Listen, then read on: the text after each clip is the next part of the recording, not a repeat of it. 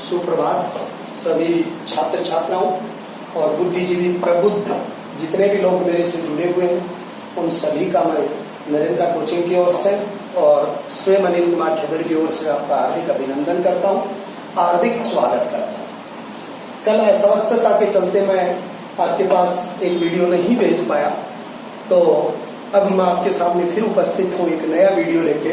और तीसरा महत्वपूर्ण राजस्थान का टॉपिक, और उस टॉपिक का नाम है प्रजामंडल आंदोलन। मैं वही टॉपिक आपके पास पहले भेज रहा हूँ, जो टॉपिक आप तक पहुंचाने का प्रयास कर रहा हूं, जो अति महत्वपूर्ण है। हर तरीके के एग्जाम के अंतर्गत वो प्रश्न आते हैं। प्रजामंडल आंदोलन की शुरुआत कब हुई, कभी आंदोलन प्रगति पर आया, किस तरीके से ये बढ़ा। देखो, प्रजामंडल आंदोलन दो चीजों का नाम। एक शासन है कि देश में राष्ट्रीय भावना को एक संगठित रूप देना, और दूसरा उत्तरदायी शासन की स्थापना। एक तो देशभक्ति की भावना जो थी उसको एक संगठन का रूप देना, देशभक्ति संगठन का रूप देना। दूसरे नंबर की बात यह आती है इसमें एक उत्तरदायी शासन की स्थापना। यही सम्मिलित रूप से एक प्रजामंडल आंदोलन था। 1901 के बाद 1947 ईस्वी तक भारतवर्ष में कुल 562/565 रियासतें थी। 565/562। इन 562 या 65 में से सर्वाधिक जो रियासत थी, वो सर्वाधिक रियासत 222 रियासत जो थी वो उस समय गुजरात, लेकिन महाराष्ट्र अलग नहीं था, गुजरात प्लस महाराष्ट्र जो क्षेत्र था इसमें शामिल थे।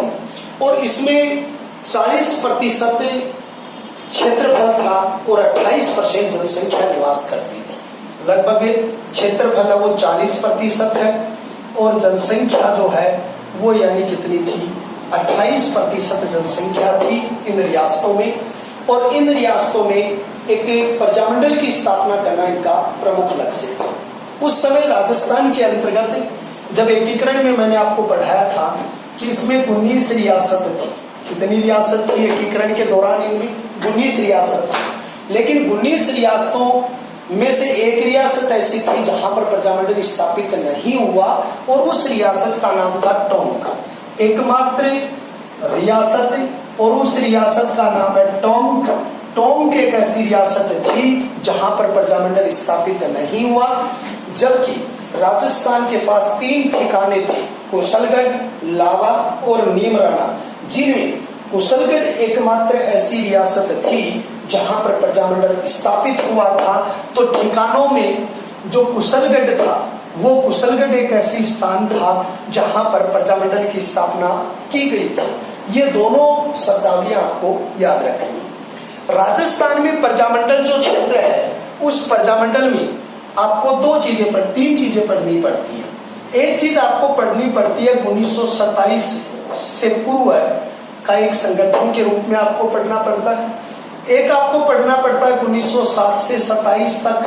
एक 1900 जो आपकी 27 संगठन के रूप में आता है, 1947 ईस्वी तक आपका जो संगठन के रूप में आता है। और एक 1907 और 27 के बीच का संगठन भी विकसित होता है। वैसे 2 संगठन भी आप कर सकते हो 1907 से 27 तक, और एक आप कर सकते हो 1927 से 1947।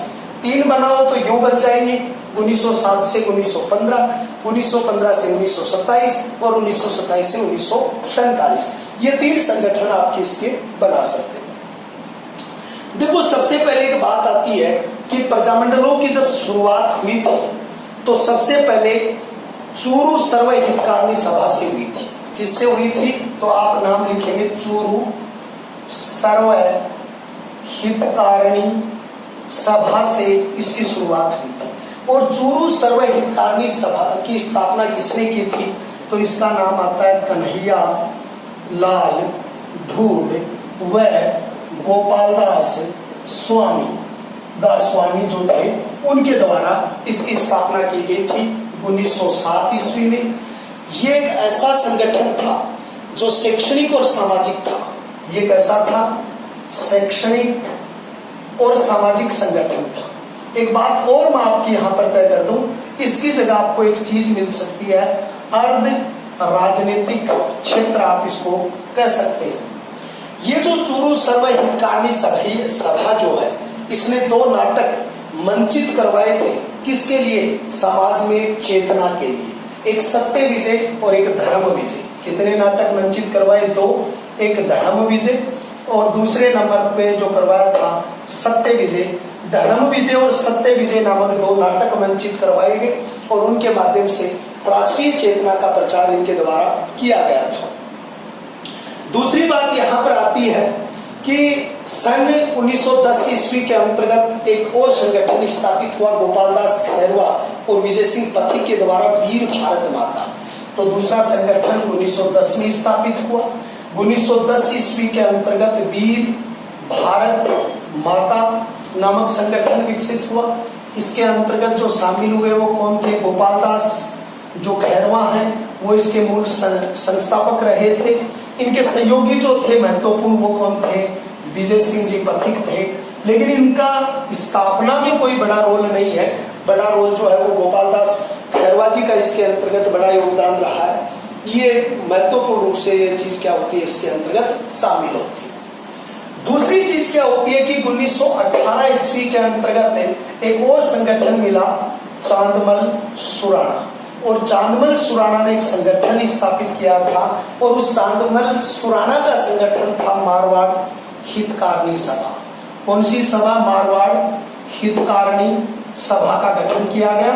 कहां पर हुआ? जोधपुर के अंतर्गत आप कह सकते हो, मारवाड़ क्षेत्र या जोधपुर क्षेत्र। ये चांदमल सुराणा ने जो एक मारवाड़ यहाँ पर आंदोलन भी चलाया था और उस आंदोलन का नाम था मारवाड़ तोल किसान आंदोलन, जिसमें जो किसान आंदोलनों में मैंने जिक्र भी किया था कि भाई यहाँ पर जो पहले 100 तोलों का एक शेर होता था उसको अब 80 तोलों का एक शेर कर दिया गया था। तो उसके विरुद्ध इन्होंने आंदोलन भी चलाया था। एक नाम यहाँ पर बहुत ही जो नाम बढ़िया रूप से आता है, जो चांदकरण शारदा। एक ये तो चांदमल सुराणा वो है, चांदकरण शारदा का नाम आता है। ये दूसरे व्यक्ति हैं भी, और इस चांदकरण शारदा का योगदान सामाजिक सुधार में रहा है। इसने 2 पुस्तकें लिखी थी। एक पुस्तक तो इसने लिखी थी दलितों उद्धार, ये पुस्तक इसने लिखी थी। दलितों उद्धार नामक पुस्तक का लेखन कार्य जो किया गया था चांदमल सुराणा। और एक विधवा विवाह नामक पुस्तक लिखी थी, विधवा विवाह। देखो 2 चीजें मैं क्लियर कर दूं। एक तो ये कि विधवा विवाह को स्वीकृति देने वाले भारतीय वाइसराय का नाम पूछा जाए तो उस वाइसराय का नाम है केनी। और अगर ये पूछा जाए कि विधवा विवाह को स्वीकृति दिलाने वाले भारत के समाज सुधारक, तो उस समाज सुधारक में आपको लिखना पड़ेगा 1856 और उस व्यक्ति का नाम है ईश्वर चंद्र विद्यासागर। ये विद्यासागर हैं, उन्होंने इस बात को स्वीकृत करवाया था। और इनमें स्वीकृति में एक चीज और आती है यहाँ पर, और वो स्वीकृति में क्या आती है, इनकी एक पत्रिका थी ईश्वर चंद्र की, सोम प्रकाश नामक क्या थी पत्रिका थी, उसके अंतर्गत भी इसका जिक्र हुआ है। एक जिक्र मैंने बिजोलिया किसान आंदोलन में किया, मारवाड़ सेवा संघ, उसका गठन वर्धा में हुआ। उसके संगठनकर्ता विजय सिंह पथिक रहे।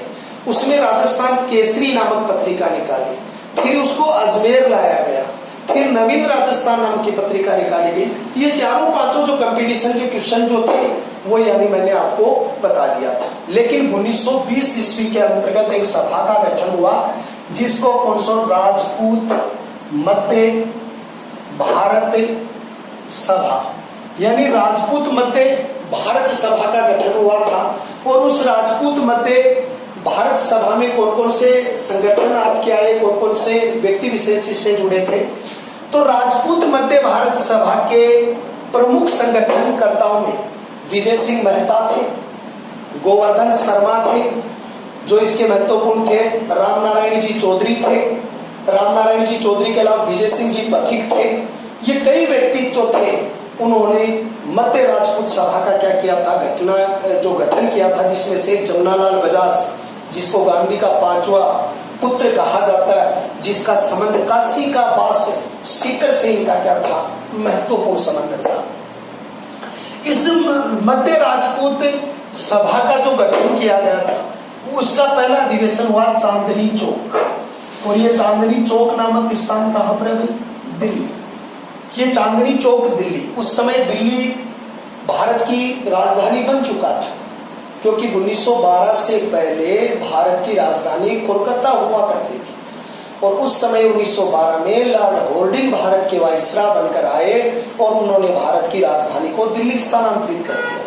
और ये दिल्ली का चांदनी चौक एक जगह और भी आता है, और वो इसलिए आता है कि सिखों के जो 10वें गुरु थे गुरु गोविंद सिंह, और उनकी जो सिखों के 5वें गुरु थे तेग बहादुर सिंह, 8वें गुरु तेग बहादुर सिंह की हत्या कर दी थी, और वो दिल्ली के चांदनी चौक नामक स्थान के ऊपर की थी औरंगजेब ने। तो ये चांदनी चौक दिल्ली का सिख संप्रदाय की एक पवित्र भूमि भी है, जहां पर शीशगंज गुरुद्वारा बनाया गया है। तो चांदनी चौक में इसका क्या हुआ था, अधिवेशन हुआ। इसका दूसरा अधिवेशन हुआ अमृतसर में हुआ। तीसरा अधिवेशन इसका जो हुआ था वो आपका अजमेर क्षेत्र के अंतर्गत, तीसरा इसका प्रांतीय अधिवेशन जो हुआ, जिससे राजस्थान को एक नई गति मिली, यानी प्रजामंडल के क्षेत्र में एक नया सुधार यहाँ पर आया था।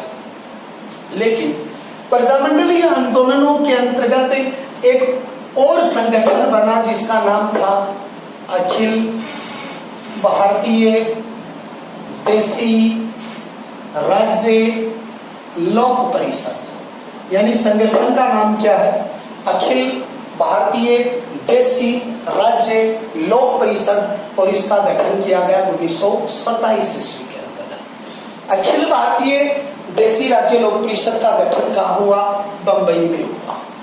इसके अध्यक्ष कौन बने थे, बाबा रामचंद्र देव बने। इसके उपाध्यक्ष कौन बने, इसके उपाध्यक्ष विजय सिंह पथिक बने थे। विजय सिंह पथिक कहाँ के रहने वाले थे, बुलंदशहर यूपी के थे, लेकिन ये वर्तमान समय में कहाँ थे, ओछड़ी गांव चित्तौड़गढ़ क्षेत्र से जुड़े हुए थे। वो विजय सिंह पथिक इसके उपाध्यक्ष बने। अन्य सदस्य जो इस समय इसमें शामिल हुए थे राजस्थान की ओर से, वो थे त्रिलोक चंद्र माथुर, यानी त्रिलोक चंद्र माथुर, जो करौली प्रजामंडल में एक महत्वपूर्ण भूमिका अदा करेंगे। दूसरे नंबर पर कन्हैयालाल खत्री, उस कल्त्री भी शब्द लिखा हुआ होता है इसका। उसके बाद में रामदेव पोदार जो थे वो भी इसके अंतर्गत शामिल थे। तो कई राजस्थान की ओर से इस प्रजामंडल आंदोलन के अंतर्गत अपनी महत्वपूर्ण भूमिका अदा की थी। तो यहाँ पर एक शब्दावली आती है कि बाबा रामचंद्र देव हैं, विजय सिंह पथिक है, त्रिलोकचंद माथुर है, कन्हैयालाल है, रामदेव पोदार है और रामनारायण चौधरी जी हैं, जमनालाल बजाज जी हैं। ये कई व्यक्तियों ने अखिल भारतीय देसी राज्य लोक परिषद का अधिवेशन हुआ और उसके अंतर्गत इन्होंने भाग लिया था। दूसरी चीज यहाँ पर एक आती है और वो ये आती है कि भाई अखिल भारतीय देसी राज्य लोक परिषद के बाद में एक अधिवेशन हुआ हरिपुरा जो क्षेत्र है वो गुजरात का हिस्सा था। और हरिपुरा कांग्रेस अधिवेशन, इस हरिपुरा कांग्रेस अधिवेशन के अध्यक्ष जो बने थे वो बने नेताजी सुभाष चंद्र बोस बने। अगर नेताजी सुभाष चंद्र बोस, इसको नेताजी किसने कहा था, जर्मनी के चांसलर हिटलर ने कहा था। सुभाष चंद्र बोस की जयंती कब आती है, 23 जनवरी को आती है। 2-3 बार राजस्थान पुलिस का प्रश्न पूछा गया। नेताजी सुभाष चंद्र बोस ने 2 नारे दिए, तुम मुझे खून दो मैं तुम्हें आजादी दूंगा। इन्होंने फॉरवर्ड ब्लॉक नामक संगठन बनाया था। इन्होंने आजाद हिंद फौज का नेतृत्व किया था। उसकी 2 अलग अलग, यानी इन्होंने 3 battalion Nehru brigade, Gandhi brigade और सुभाष ब्रिगेड बनाई। एक महिलाओं की झांसी की रानी ब्रिगेड बनाई थी इन्होंने। सिंगापुर से दिल्ली चलो का नारा दिया। मलेशिया से इन्होंने तुम मुझे खून दो मैं तुम्हें आजादी दूंगा। 1944 में रंगून रेलवे स्टेशन से इसने महात्मा गांधी को राष्ट्रपिता कहकर संबोधित किया था। इस पर भूलाबाई देशमुख जो आपके हैं, उनके नेतृत्व में जो जवाहरलाल जी नेहरू भी उनमें थे, तेज बहादुर स्कूल थे, उसमें एक मुकदमा दर्ज किया गया था 1945 में, आजाद हिंद फौज मुकदमा, जो भी सुभाष चंद्र बोस पे लगा था।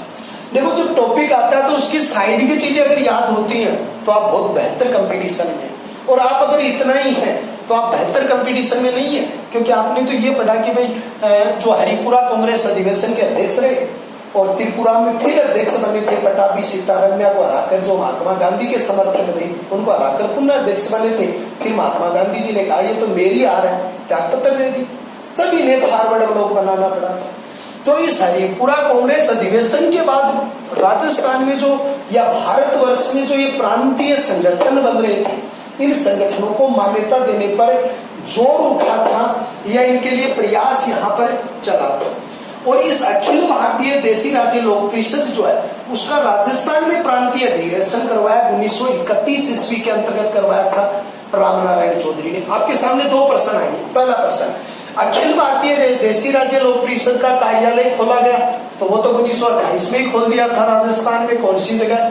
ब्यावर के अंतर्गत खोल दिया गया। और राजस्थान में अखिल भारतीय देसी राज्य लोक परिषद का प्रांतीय अधिवेशन हुआ, तो उसके अंतर्गत आपको लिखना पड़ेगा रामनारायण चौधरी जी के प्रयासों से हुआ, और 1931 ईस्वी के अंतर्गत ऐसा हुआ है। तो ये सारी चीजें जो है वो इस संगठन के माध्यम से आपको पढ़नी पड़ती है। तो ये तो एक प्रारूप था।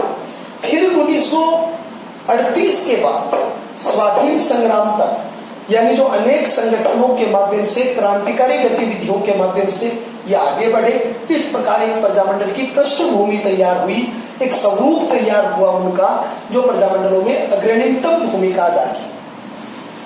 अब मैं आपको एक प्रजामंडल आंदोलन पढ़ाता हूं, और उस प्रजामंडल आंदोलन का नाम है बीकानेर प्रजामंडल आंदोलन। सबसे पहले कुछ बीकानेर के प्रश्न बता दूं ताकि बहुत अच्छा रह जाए। बीकानेर मारवाड़ का हिस्सा है, इसको कुरुचांगल प्रदेश कहते हैं। आखा तीज, अक्षय तृतीया, परशुराम जयंती और बीकानेर स्थापना दिवस वैशाख शुक्ल तृतीया को आता है। इसकी स्थापना करणी माता के आशीर्वाद से 23 वर्ष की कठोर तपस्या के बाद 1488 ईस्वी में इस बीकानेर रियासत की स्थापना की थी। ये जो बीकानेर है, इस बीकानेर में जो राष्ट्रीय जनजागृति है उसमें इसका एक महत्वपूर्ण योगदान रहा है, या इस क्षेत्र में ये महत्वपूर्ण भूमिका अदा की थी। बीकानेर प्रजामंडल की शुरुआत का अगर पहला सानिध्य देखा जाए तो अभी मैंने एक शब्द बताया था कि बीकानेर के अधीन एक जगह और आती थी जिसका नाम था चूरू, और आपने ये बात भी लिखी है कि चूरू में एक सभा बनी थी, सर्व हितकारिणी सभा, ये भी बनी थी। उस समय जयपुर के अंतर्गत एक व्यक्ति हुआ करते थे अर्जुनलाल सेठी, जो जैन स्नातक भी थे। पहले ऐसे व्यक्ति थे जो जैन धर्म से संबंधित थे। उसने वर्धमान के नाम से छात्रावास खोले, वर्धमान के नाम से पाठशालाएं खोली, वो भी क्रांतिकारी गतिविधियों के प्रमुख केंद्र बन गए। लेकिन अर्जुनलाल सेठी जी की तरह कन्हैयालाल भूट और गोपाल दास स्वामी थे, उन्हें सर्व हितकारिणी सभा का गठन किया। सत्य विजय धर्म विजय शुरू में ही मैंने बताया। लेकिन इसने दो रूप बनाए, एक तो कबीर पाठशाला, और कबीर पाठशाला के अलावा एक चीज इन्होंने और बनाई थी, जो अनुसूचित जाति जनजाति इनके कल्याण के लिए तो बना दी कबीर पाठशाला, जिसमें आप ये कहोगे SC ST की शिक्षा के लिए। और एक इन्होंने बनाई पुत्री पाठशाला, जो बना दी थी बालिकाओं की शिक्षा के लिए। ये संगठन बना 1910 ईस्वी के अंतर्गत। बीकानेर ने पहले उर्दू में यहाँ काम होता था, फिर इन्होंने उर्दू की जगह हिंदी को अपनी राजभाषा स्वीकार कर लिया। 1913 ईस्वी के अंतर्गत पहली बार यहाँ पर विधान प्रतिनिधि सभा का गठन हुआ। विधान प्रतिनिधि सभा का गठन हुआ 1913 में, और 1917 में इस विधान प्रतिनिधि सभा का नाम बदलकर कर दिया विधान सभा और इसकी सदस्य संख्या रख दी गई थी 35, जो आगे चल के 37 में यह बढ़ा के कर दी गई थी 45। बीकानेर प्रजामंडल की शुरुआत का प्रथम श्रेय जो दिया जाता है वो नरेश मंडल को दिया जाता है। नरेश मंडल ओब्लिक नरेंद्र मंडल, इसके गठन का प्रावधान जो दिया गया वो 1919 के अधिनियम में दिया गया था। और नरेश मंडल के प्रथम चांसलर बने थे वो कौन बने थे? गंगा सिंह बने थे। गंगा सिंह को राजस्थान का जो भागीरथ कहा जाता है। तो ये गंगा सिंह वहां के उस समय पर जो नरेश मंडल के प्रथम अध्यक्ष थे। स्वतंत्रता के समय भोपाल के शासक हमीदुल्ला खां बने थे, तो ये अध्यक्ष बने। दूसरी बात देखिए आप, अब गंगा सिंह के काल से इसको गति पकड़ गई। यहां पर बीकानेर जो क्षेत्र है उसमें एक बात आपको करनी है, और वो क्या करनी है? एक बीकानेर के व्यक्ति थे जिसका नाम था विजय सिंह मेहता, और उसने एक पुस्तक लिखी थी बीकानेर में नादिर शाही। ये पुस्तक उसने लिखी थी नादिर शाही, जिसमें बीकानेर की व्यवस्था का उल्लेख किया। उस समय बीकानेर के जो सुधारक थे, प्रजामंडल के प्रति सक्रिय थे, उसके अंतर्गत रघुवर दयाल सिंह थे, हनुमान सिंह थे। हनुमान सिंह के अलावा मघाराम वैद्य थे, मघाराम वैद्य के अलावा लक्ष्मी शर्मा थे। ये कई व्यक्ति थे जो उस समय क्रांतिकारी गतिविधियों में जुड़े हुए थे। क्रांतिकारी गतिविधियों में जुड़े हुए थे तो इनकी महत्वपूर्ण भूमिका थी। अब गंगा सिंह चले गए द्वितीय गोलमेज सम्मेलन में, द्वितीय गोलमेज सम्मेलन में चले गए। इस पर मैं आपको 10% बताना चाहूंगा। 3 गोलमेज सम्मेलन हुए, 30, 31 और 32। तीनों गोलमेज सम्मेलनों में बी आर अम्बेडकर और राजस्थान की ओर से गंगा सिंह ने भाग लिया था। रियासतों का नेतृत्व किया था गंगा सिंह ने, और अनुसूचित जाति जनजाति का नेतृत्व किया बी आर अम्बेडकर ने। और यहाँ पर द्वितीय गोलमेज सम्मेलन में 2 व्यक्ति राजस्थान के और गए थे, जिसमें अलवर के जयसिंह थे और धौलपुर के उदयभान सिंह, जिन्होंने भी गोलमेज सम्मेलन में भाग लिया था।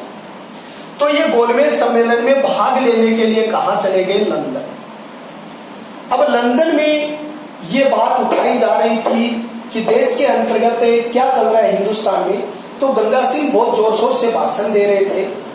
तो उस समय वहां पर एक ब्रिटिश अधिकारी था और उसका नाम था लॉर्ड सेकी। उस लॉर्ड सेकी ने एक पंपलेट प्रस्तुत किया जिसका नाम था बीकानेर दिग्दर्शन। ये पंपलेट प्रस्तुत कर दिया। किसने कर दिया? लॉर्ड सेकी ने कर दिया। किसके लिए? जब गंगा सिंह वहां स्पीच दे रहे थे सम्मेलन में, तो लॉर्ड सेकी ने यह प्रस्तुत कर दिया अंतर्गत ब्रिटिश प्रशासन के विरुद्ध और आपके विरुद्ध ये पंपलेट बांटे जा रहे हैं।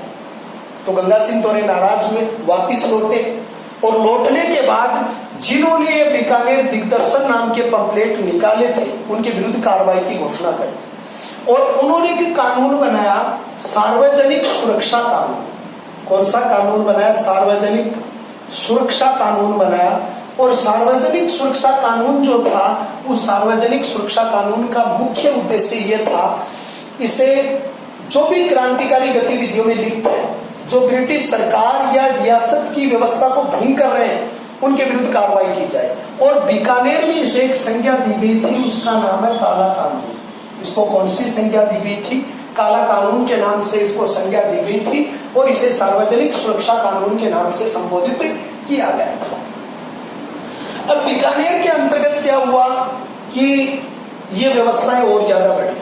तो एक पुस्तक और निकली, एक पत्रिका यहाँ पर, बीकानेर की तोथी पोथी। यानी जब गंगा सिंह ने इस कानून का व्यवस्था की तो एक और शब्द निकला, बीकानेर की पोथी के नाम से एक पत्रिका निकली। और तोथी पोथी जो है उसमें बीकानेर की आंतरिक व्यवस्था का जिक्र किया गया और क्रांतिकारियों के हौसले बुलंद हो, तो इनको निर्वासित कर दिया यहाँ से।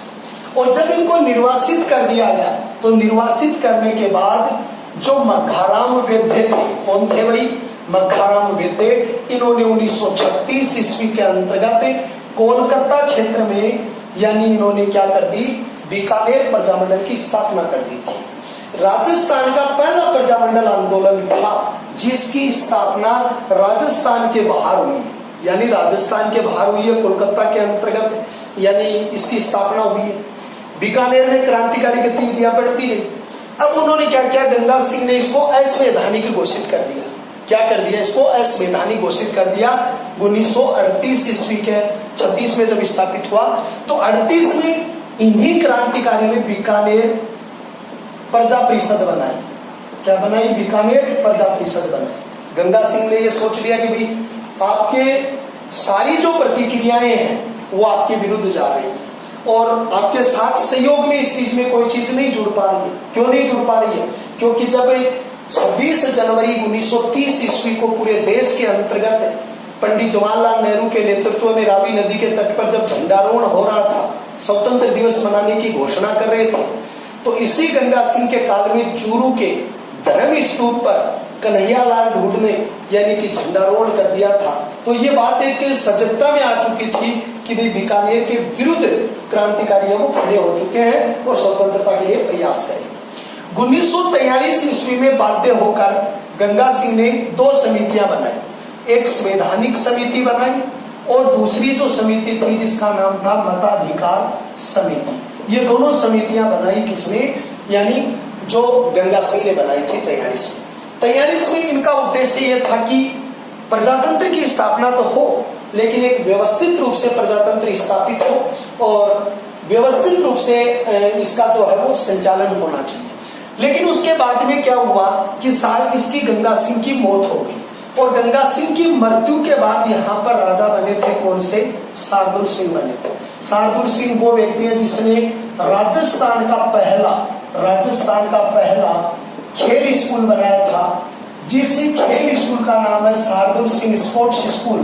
शार्दुल सिंह स्पोर्ट्स स्कूल बनाई थी। तो लेकिन पूरे भारत में ये पूछा जाए भारत में पहला खेल स्कूल कहाँ बना था, तो आपको वहां पर लिखना पड़ेगा मणिपुर। और राजस्थान का पहला खेल विश्वविद्यालय अगर आपको लिखना पड़ जाए, विश्वविद्यालय लिखना पड़े तो उसमें आपको लिखना पड़ेगा 2011 जो झुंझुनू क्षेत्र में शामिल हुआ था। अभी ये दोरासर गांव जो है वहां पर ये खेल यूनिवर्सिटी बन रही है। गहलोत साहब ने ले जाने की कोशिश भी की थी जोधपुर, लेकिन वे नहीं जा सकी थी।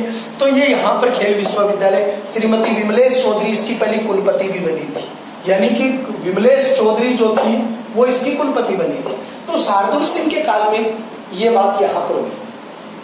यहाँ पर 2 घटनाएं बड़ी हुई थी। एक घटना तो 1946 में हुई थी, 1946 में, और उसको बीरबल सिंह नाम के स्वतंत्रता सेनानी थे और बीरबल सिंह नाम के स्वतंत्रता सेनानी ने 26 जनवरी को 1946 को झंडारोहण किया था और उसके विरुद्ध यहाँ पर कार्रवाई की गई थी, जिसमें बीरबल सिंह झंडा तिरंगा लेके अलग क्रांति जला रहे, लेकिन जब उस पर लाठियां बरसाई गई, उसके साथ अमानस्विक व्यवहार किया तो बीरबल सिंह क्या हो गए, शहीद हो गए थे। और उस दिन बीरबल दिवस के रूप में मनाया जाता है। तो यहाँ पर एक बात आती है कि शहीद बीरबल सिंह का संबंध कहां से, 2 चीजें बीकानेर से जुड़ी हुई है। एक तो राजस्थान का पहला शहीद कौन है, तो राजस्थान का पहला शहीद जो आता है या राजस्थान का मंगल पांडे आपको नाम आता है, तो उसके अंतर्गत नाम आता है अमरचंद बाठिया या बीठिया भी आता है। ये बाठिया था जिसने झांसी की रानी लक्ष्मीबाई की मदद की थी, वो भी बीकानेर के थे। ये देश की क्रांति के समय मदद कर रहा है। और ये जो बीरबल सिंह है ये यानी कि झंडारोहण के लिए 26 जनवरी 1946 ईस्वी जो है उसके अंतर्गत ये कर रहे हैं यहाँ पर जो प्रयास कर। लेकिन एक चीज है यहाँ पर, ये 26 जनवरी 1946 वाली बात आती है, 46 को बीरबल सिंह ने, लेकिन बीरबल सिंह ने इस तिरंगा अलग में जो इसकी मृत्यु हुई है उसकी तिथि दूसरी है, वह 30 जून 1946। हाँ, झंडारोहण की तिथि तो 26 जनवरी 1946 से ये यात्रा आपकी चली थी, एक बड़े स्तर के ऊपर आपकी यात्रा चली थी। लेकिन अगर मृत्यु की तारीख आपसे पूछी जाती है तो 30 जून 1946 को है। और इसके बाद में 2 व्यक्ति जुड़ गए थे। बीरबल सिंह की पत्नी थी मूली देवी और इसकी पुत्री थी चंपा देवी। ये दोनों भी इनकी क्या रही, साक्षी रही और यहाँ से बीकानेर की गतिविधियों में एक क्रांतिकारी रूप ले लिया था।